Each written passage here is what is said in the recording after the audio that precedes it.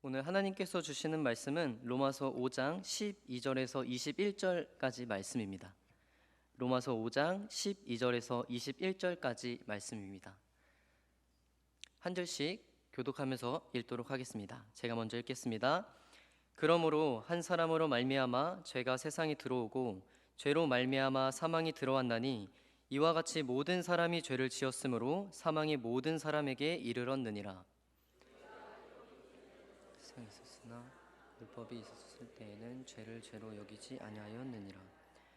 그러나 아담으로부터 모세까지 아담의 범죄와 같은 죄를 짓지 아니한 자들까지도 사망이 왕노릇하였나니 아담은 오실자의 모형이라.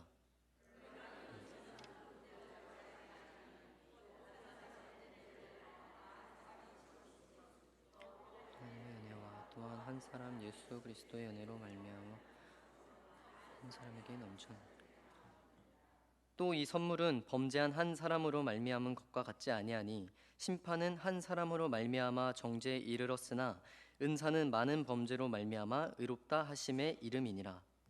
한 사람의 범죄로 말미암아 사망이 그 한 사람을 통하여 왕노릇하였은지 더욱 은혜와 의의 선물을 넘치게 받는 자들은 한 분 예수 그리스도를 통하여 생명 안에서 왕노릇하리로다.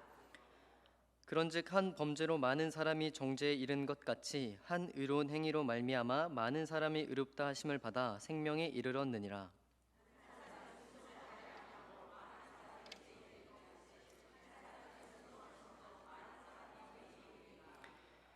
율법이 들어온 것은 범죄를 더하게 하려 함이라. 그러나 죄가 더한 곳에 은혜가 더욱 넘쳤나니. 함께 읽겠습니다. 이는 죄가 사망 안에서 왕노릇한 것 같이 은혜도 또한 의로 말미암아 왕노릇하여 우리 주 예수 그리스도로 말미암아 영생에 이르게 하려 함이라. 아멘. 할렐루야. 우리 옆에 계신 분들과 이렇게 함께 인사했으면 좋겠습니다. 잘 오셨습니다. 잘 오셨습니다.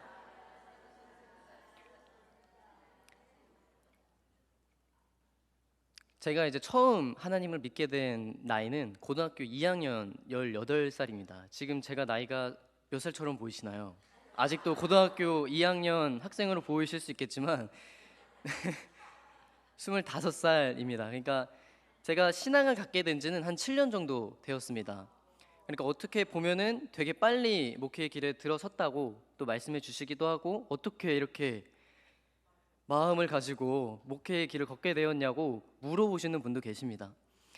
근데 이제 제가 처음으로 이제 하나님을 믿게 되었을 때 하나님께 받은 그 은혜 중에 가장 큰 것이 내 원래 상태를 알게 되는 은혜였습니다. 하나님을 믿기 전에 나의 상태가 어땠는지, 하나님을 믿기 전에 나의 모습이 내가 이렇게 비참한 인생을 살았구나. 그래서 지금은 저희 집에 이제 신앙세대주 같으신 분은 저희 할머니이십니다. 아마 지금 영상으로 보고 계실 수도 있는데, 제가 이제 할머니와 항상 신학적으로 토론하는 게 너는 모태신앙이다. 그럼 저는 아니다. 왜냐면 이제 어렸을 때부터 교회에 나가기는 했지만 집에서 조금 거리도 멀기도 했고 저랑 친한 친구들이 없다 보니까 교회 가는 게 그렇게 즐겁지만은 않았습니다. 근데 이제 지금 돌아보면은 그때의 신앙의 모습들이 지금 저에게 많은 도움이 되었고, 그때 뿌려진 많은 말씀의 씨앗들이 지금 제 안에서 많은 열매를 맺고 있다는 것을 보게 되었습니다. 그럼에도 불구하고 집에서 항상 할머니와 얘기할 때면 나는 모태신앙이 아니다. 나는 모태신앙이 아니다. 그럼 할머니는 더 격렬하게 너는 모태신앙이다. 너가 모태신앙이 아니면 누가 모태신앙이냐. 뜻을 아무도 굽히지 않기 때문에 결론은 나지 않았습니다. 그럼에도 불구하고 제가 말씀드리고 싶은 것은, 제가 하나님을 믿고 나서 가장 큰 은혜는 제가 예수님을 믿기 전에 나의 상태가 얼마나 비참한지 깨달았다는 것입니다. 그래서 오늘 말씀에는 두 부류의 사람들이 나옵니다. 죄를 짓고 죽음으로 걸어가는 사람과 그 죄의 길에서 돌이켜서 생명의 길로 나아가는 사람입니다. 모든 사람은 두 부류 중 한 부류에는 반드시 속하게 됩니다. 그리고 이 두 부류를 대표하는 사람의 행위가 그 부류에 속하는 모든 사람의 영원한 운명을 결정합니다. 두 부류 중에 어느 누구든 아담에게 속하여 그의 죄 또는 불순종으로 사망 선고를 받거나, 아니면 예수 그리스도에게 속하여 그의 의로운 행위 또는 순종으로 인하여 의롭다고 칭함을 받습니다. 그래서 결국 이 땅의 역사는 두 부류의 대립입니다. 하나는 아담으로 대표되는 죄의 역사와 다른 하나는 예수 그리스도로 대표되는 의의 역사입니다. 이 구도의 대립으로 세상을 바라보는 게 기독교 세계관이고, 이 구도의 대립으로 세상을 바라보는 게 기독교 역사관입니다. 첫 번째 사람은 하나님께 불순종하여 전 인류를 잘못된 방향으로 이끌었고, 두 번째 사람은 하나님께 순종하여 믿음으로 그에게 돌아오는 사람을 의롭다 여겨 주셨습니다. 오늘 바울은 성경 본문에서 잘 아시다시피 이 두 부류의 사람들을 아주 명확하게 대조하고 있습니다.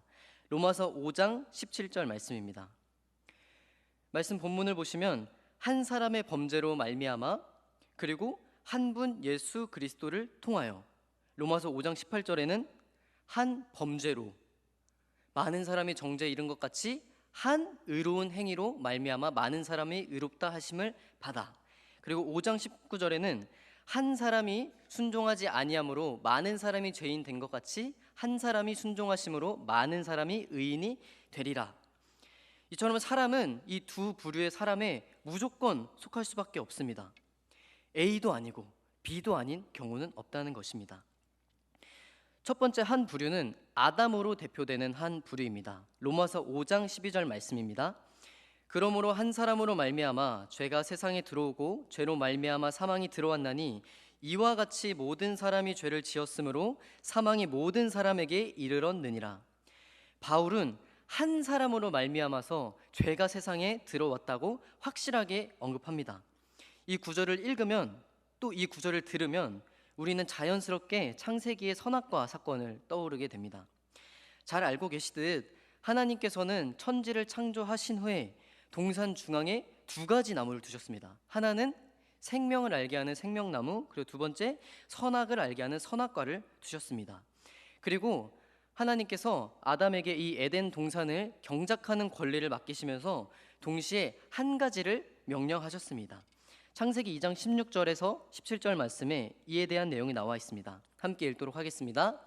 여호와 하나님이 그 사람에게 명하여 이르시되 동산 각종 나무의 열매는 내가 임의로 먹되 선악을 알게 하는 나무의 열매는 먹지 말라. 내가 먹는 날에는 반드시 죽으리라 하시니라. 아멘. 하나님께서 선악과를 동산 중앙에 두신 이유는 무엇일까요? 제가 지금 유년부 아이들을 대상으로 사역하고 있는데, 아이들과 제자 훈련을 진행할 때 혹은 이제 예배 시작하기 전에 아이들과 대화를 나누면 그 전주의 말씀을 가지고 물어보는 경우가 있습니다. 딱 지난주가 이제 선악과에 대한 이야기를 딱 하고 오늘 딱 교회로 왔는데 한 친구가 저한테 이렇게 물어보는 겁니다. 목사님, 하나님께서 왜 선악과를 에덴 동산에 두셨어요? 제가 지금 굉장히 부드럽게 얘기했지만, 목사님, 하나님께서 왜 선악과를 에덴 동산에 두셨어요? 그러니까 이게 선악과 때문에 세상에 죄가 들어왔다는 얘기를 하니까, 아니 그러면 그 이제 초등학생 아이의 사고에서도 아니 그러면 선악과를 에덴 동산에 두지 않으셨다면, 성경에 물론 만약에는 없습니다만 두지 않으셨다면 우리가 영원한 생명을 얻을 수 있지 않나요?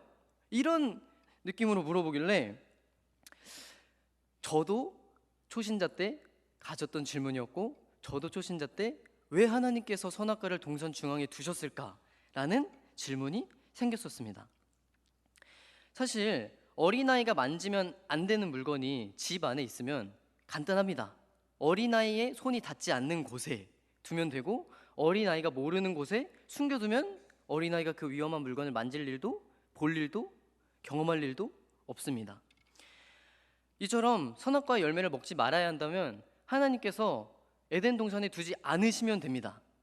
그리고 아담과 하와가 그것을 먹지 않을 수 있도록 숨겨두시면 되는 겁니다. 하지만 하나님께서는 선악과를 에덴 동산에 두실 뿐만 아니라 에덴 동산 중앙에, 참 이런 말이 그렇지만 얄궂게 중앙에 두셨습니다. 그 이유가 무엇일까요? 바로 하나님과 아담의 그 위치를 알려주기 위함이었습니다. 하나님께서는 이 선악과를 통해서 아담에게 너는 내 질서와 내 통치 아래에 있어야 너가 행복하게 살 수 있다. 너의 형상 그 모습 그대로 살 수 있다는 사실을 알려주신 것입니다. 그러니까 선악과는 하나님이 하나님 되심을 알려주는 하나의 장치인 것입니다. 그래서 그 친구한테 질문에 이렇게 대답을 해주면서 동시에 이렇게 얘기했습니다. 너가 아담과 하와라고 한번 생각을 해봐. 선악과가 에덴 동산 중앙에 있었으면 어땠을까? 우리 여기 앉아 계신 성도님들도 스스로가 아담과 하와가 됐다고 생각하시고 한번 상상해 보시기 바랍니다. 물론 저도 에덴 동산에 가보지는 않았지만 그 에덴 동산에 대한 생각을 하면은 뭔가 푸릇푸릇한 동산에 하나님께서 지으신 나무와 뭐 각종 많은 것들이 정말 빽빽히 채워져 있는 그런 모습들을 상상하곤 합니다. 그러면 아담은 물을 마실 때도, 에덴 동산을 경작할 때도, 땅의 소산을 양식으로 삼을 때도, 하나님께서 지으신 동물들의 털을 빗어줄 때도 에덴 동산 중앙에 있는 선악과를 보게 되었을 것입니다. 아담과 하와는 동산을 거닐 때마다 동산 중앙에 선악과를 볼 수밖에 없었다는 것입니다. 그리고 그때마다 그들은 나를 지으신 이가 계시고 그분의 명령에 따라 에덴 동산을 관리하는 역할을 맡았다는 그 사명을 계속해서 마음속으로 되뇌었을 것입니다. 하지만 이 하나님과 사람 간의 올바른 관계가 누군가의 등장으로 깨어지기 시작했습니다. 그게 무엇이었죠? 바로 뱀입니다. 뱀의 유혹 때문에 하나님과 인간 사이의 관계가 순식간에 파괴되어 버립니다. 하나님이 하나님 되심을 인정하기보다는 자기 스스로 자존하려는 마음이 높아지고 독립하려는 마음이 높아졌습니다. 그러니까 쉽게 말하면 사람이 스스로 하나님이 되려고 결정했다는 것입니다. 하나님이 하나님 되심을 인정하는 것을 포기하고 내가 하나님 되기를 결정했다는 것입니다. 이처럼 죄는 하나님을 인정하지 않고 하나님의 법을 어기는 것입니다. 그렇게 선악과 때문에 아담과 하와의 불순종 때문에 죄가 세상에 들어오게 되었고 사망은 모든 사람에게 직면한 문제가 되었습니다. 이 대목을 들으면서 이런 질문이 생기실 수 있습니다. 한 사람으로 말미암아 죄가 들어오게 되었는데 왜 대체 모든 사람에게 사망이 이르게 된 것일까? 궁금하지 않으십니까? 저는 굉장히 궁금했습니다. 아담이라는 사람이 대체 누구이길래 아담이 지은 죄 때문에 나까지도 내가 죄인 취급을 받아야 하는가? 그 문제를 신학적으로 어려운 말로 원죄라고 말합니다. 이 대목에서 5세기에 중요한 신학적 논쟁이 있었습니다. 바로 어거스틴과 펠라기우스 논쟁입니다. 펠라기우스는 아담 때문에 내가 죄를 지었다는 사실을 인정하기가 어려웠던 것 같습니다. 펠라기우스는 원죄에 대해서 이렇게 설명합니다. 아담이 죄를 범함으로 인간이 죄를 범한 것이 아니라 그 아담의 죄를 모방하게 되었다. 그리고 인간은 자유의지가 있어서 하나님의 은혜 없이도 도덕적으로 완전해질 수 있다. 하나님께서 원하시고 하나님께서 선하다고 얘기하시는 그 수준에 우리 스스로 우리 능력으로 이룰 수 있다고 본 것입니다. 그러니까 아담의 죄와 상관없이 그냥 우리가 가지고 있는 의지만으로, 우리가 가지고 있는 그 능력만으로 죄 없이 살 수 있다고 얘기하는 것입니다. 반대로 어거스틴은 인간은 아담의 타락 영향을 받아서 하나님의 은혜가 없이는 완전해질 수 없다고 얘기합니다. 이제 신학교를 다니다 보면은 신학을 배우다 보니 이런 이야기들을 많이 배우고 또 우리가 배우고 있는 것은 무엇이고 우리가 믿는 것은 무엇인지에 대해서 배우게 됩니다. 그러니까 당연하게 어거스틴이 말하는 게 우리가 믿는 거고 어거스틴이 말한 게 우리가 마음에 새기고 살아가는 거구나. 그냥 아무런 생각 없이 그냥 그게 맞는 거구나. 그냥 우리가 원죄 때문에 아담 때문에 우리가 죄인 취급을 받는구나 라고 생각을 했습니다. 근데 이게 어린아이들을 보고 제 어린 시절을 생각해 봤을 때 이 원죄가 가지고 있는 영향력이 얼마나 큰지 제 스스로가 체감이 되기 시작했습니다. 사실 우리 아이들에게 거짓말을 하라고 가르치시는 부모님은 없습니다. 아이들에게 거짓말을 하라고 가르치는 선생님도 없습니다. 교회에서도 우리 아이들에게 사랑하라고 가르치지 미워하라고 가르치지 않습니다. 진실되게 행동하라고 그러지 거짓말을 하라고 가르치지 않습니다. 근데 이상하게도 아이들을 보면은 거짓말을 치는 모습을 종종 볼 때가 있습니다. 분명히 내가 봤는데 그 친구한테 물어보면 아니요, 안 했는데요, 아니요, 안 그랬는데요. 너무나도 자연스럽게 거짓말을 가르쳐 준 적도 없는데 거짓말을 하고 있습니다. 물론 지금 어린아이들뿐만 아니라 저한테도 동일하게 있었던 문제입니다. 제가 이제 이런 쪽에는 잔머리가 빠삭해서 어린 나이에 이제 학원을 가기 싫으면 학원에는 아프다고 얘기를 합니다. 학원에는 아프다 얘기를 하고 학원에서 아프다고 준수한테 전화가 왔습니다라고 가정에 전화를 하면 가정에는 이렇게 전화합니다. 아, 원래 아파서 안 가려고 거짓말했는데 그냥 다시 갔어. 그러니까 학원에는 거짓말 치고 안 간다고 그러고 집에는 거짓말 사실 맞아. 근데 사실은 갔어. 반전이지. 이런 느낌으로 집에 가면 어떤 말을 들을지 모르겠지만 그런 식으로 학원을 안 가려고 막 일주일에 두세 번은 그렇게 땡땡이를 치곤 했었습니다. 그러니까 사실 저희가 중요한 사실을 한 가지 놓칠 때가 있습니다. 우리가 죄를 지어서 죄인인 것이 아니라 우리가 죄인이기 때문에 죄를 짓는 것입니다.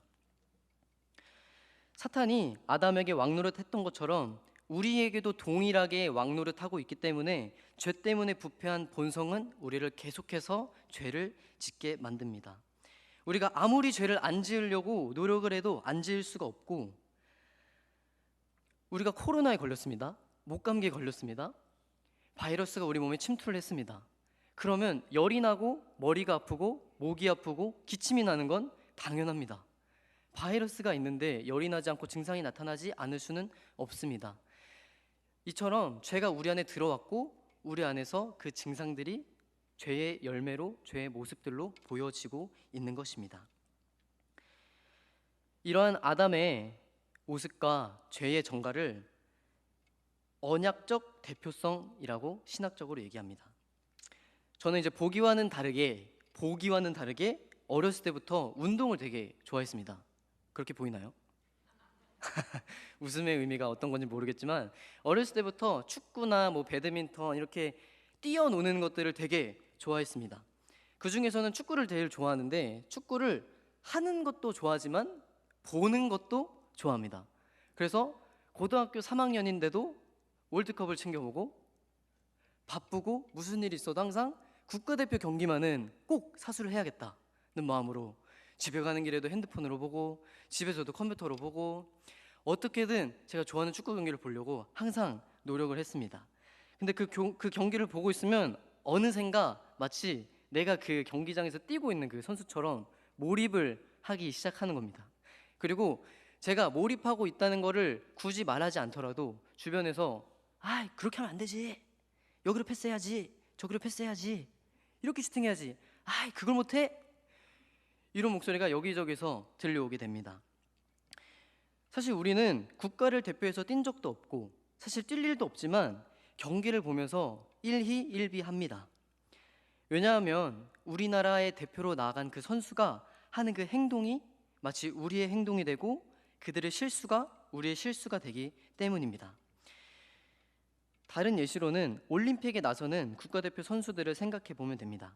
선수들은 자신의 국가를 대표해서 대회를 나가고 해당 선수가 참여한 종목에서 입상을 하면 개인뿐만 아니라 국가도 명예롭게 됩니다.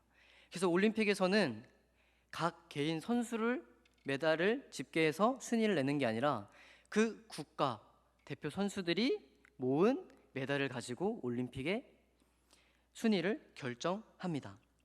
즉 대표성을 지니는 그 한 선수 때문에 그 선수가 속한 나라가 입상을 했다고 간주하는 것입니다. 성경의 대표성은 이보다 조금 더 깊은 개념을 가지고 있습니다. 그러니까 우리는 아담의 죄를 모방하거나 죄를 지었다고 간주하는 게 아니라 실제로 죄를 지었다고 보는 것입니다. 히브리서 7장 9절부터 10절까지 말씀입니다. 제가 읽겠습니다. 또한 10분의 1을 받는 레위도 아브라함으로 말미암아 10분의 1을 바쳤다고 할 수 있나니 이는 멜기세덱이 아브라함을 만날 때에 레위는 이미 자기 조상의 허리에 있었음이라. 히브리서 성경 기자가 아브라함이 살렘 왕에게 11조를 바친 것을 레위도 아브라함으로 말미암아 11조를 바쳤다고 얘기하고 있습니다.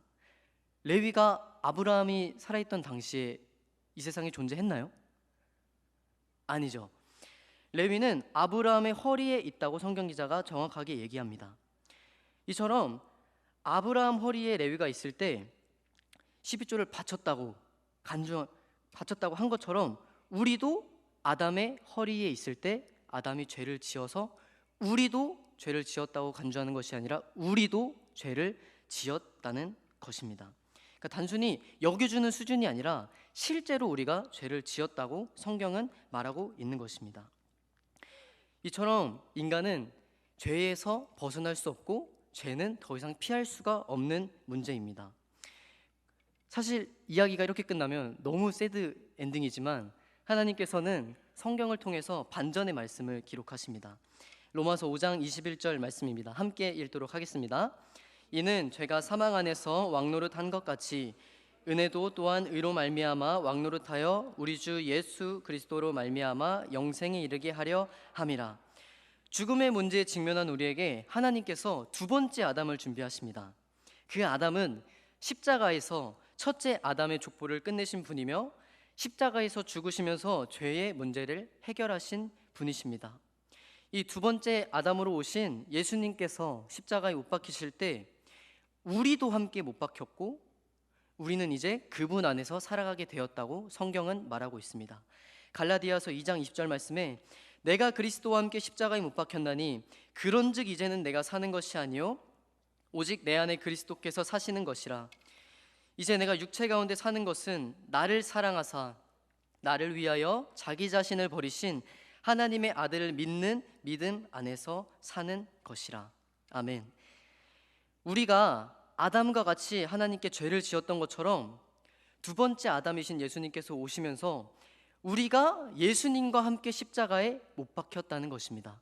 그리고 이제는 우리가 죽고 그분 안에서 다시 살아가게 되었다고 성경 기자는 선포합니다.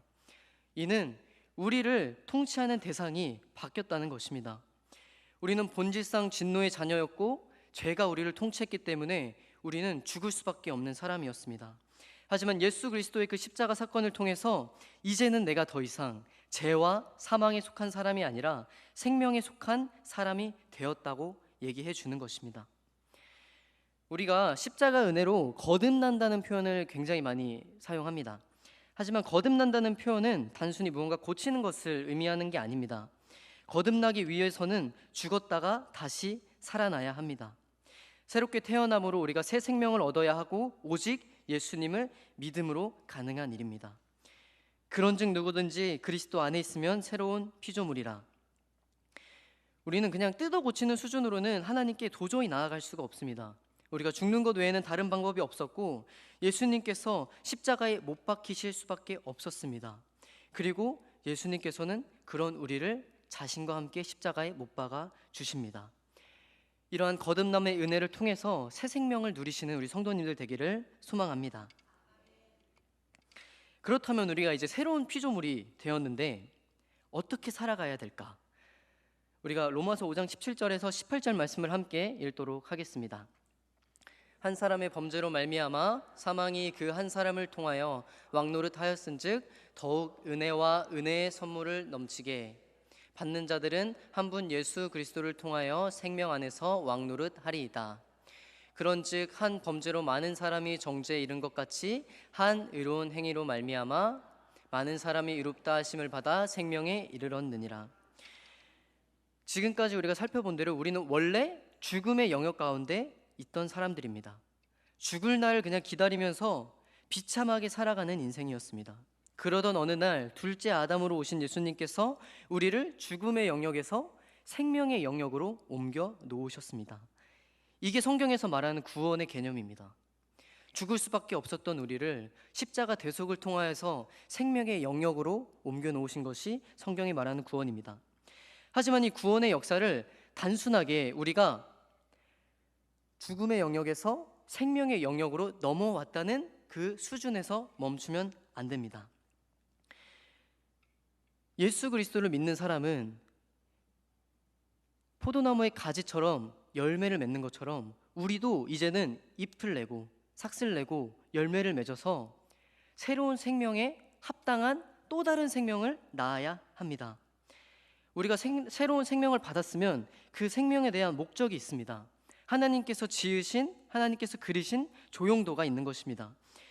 생명에서 죽음에서 생명으로 옮겨진 것은 이에 대한 시작점일 뿐입니다. 이제는 그 시작점에 섰다면 하나님께서 계획하신 바를 온전히 이루고자 해야 한다는 것입니다. 십자가의 본질은 한 사람의 순종입니다.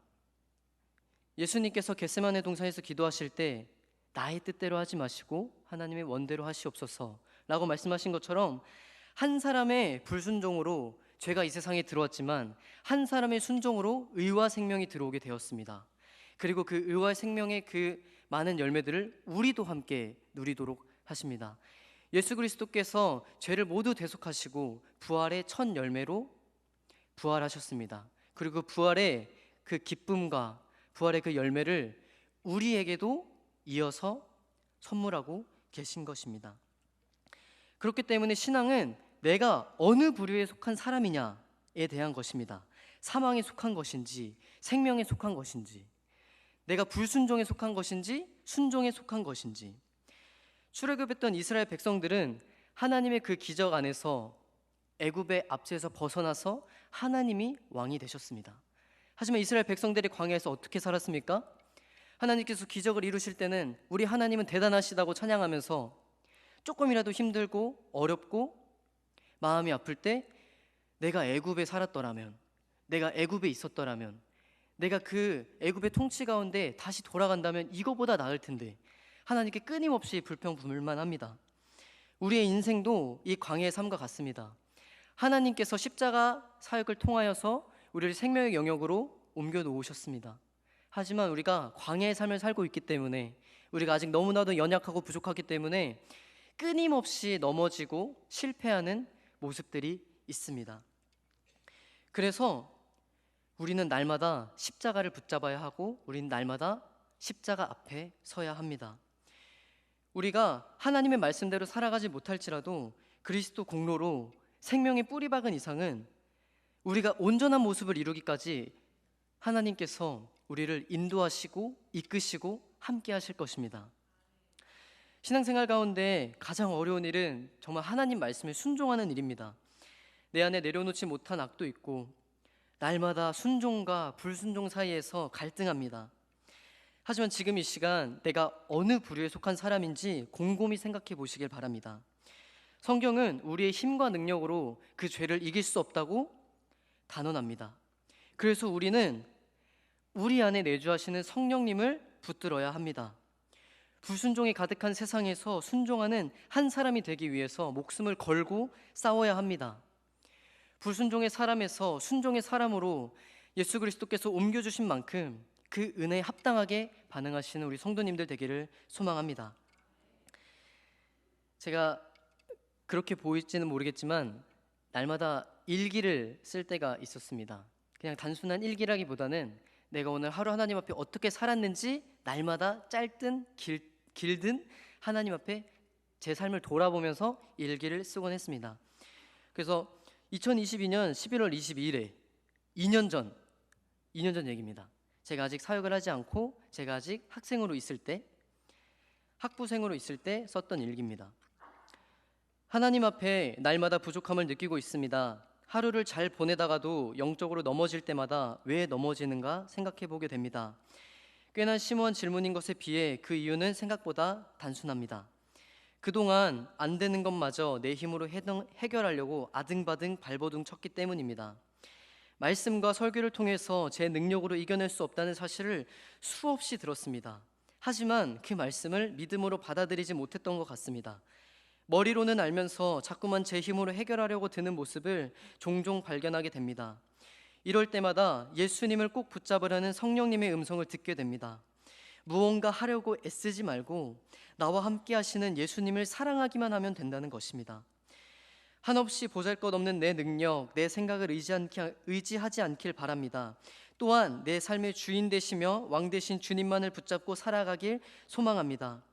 그저 주님을 사랑하는 것에 애쓴다면 그동안 발목을 잡았던 모든 문제들이 해결될 것입니다.